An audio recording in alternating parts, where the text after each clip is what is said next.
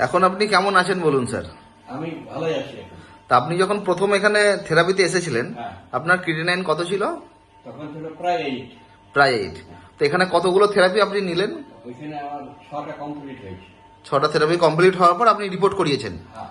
তো রিপোর্ট করানোর পর আপনার রিপোর্ট এখন কি আছে? এখন রিপোর্ট আমার 5। 5।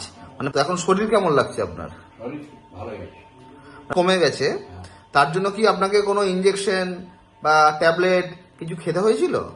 না, ওই আপনারা যা দিয়েছিলেন সেইগুলো। পাতা, ফল, ওয়াটার থেরাপির মাধ্যমেই সুস্থ হয়ে গেলেন। এই যে থেরাপি নিচ্ছেন, তার জন্য আপনার শরীর কোনো অসুবিধা কিছু হচ্ছে নাকি? না, কোনো অসুবিধা এখন নেই। তাহলে ওষুধ না খেয়েই ভালো আছেন। হ্যাঁ। তা তো পেশেন্টরা জামুরিয়া থেকে এসেছেন। হ্যাঁ, জামুড়িয়া থেকে এসছেন। তো জামুড়িয়া থেকে এসছেন, ভালোই লাগলো। এই কারণে আরো বেশি ভালো লাগলো যে জামুড়িয়াতে আমি 26 বছর কাটিয়েছি প্র্যাকটিস করার জন্য। এবার জামুড়িয়া সিনেমা মোড় বেঙ্গল মেডিকেলেই আমি বসতাম, দীর্ঘদিন বসেছি এবং ওখান থেকে পেশেন্ট এসছে। এটা দেখেও আমার আনন্দ লাগলো এবং ওনার মাত্র কয়েক দিনের মধ্যে 6টা থেরাপির পরে ক্রিয়েটিনাইন 8 থেকে 5-এ চলে এসছে।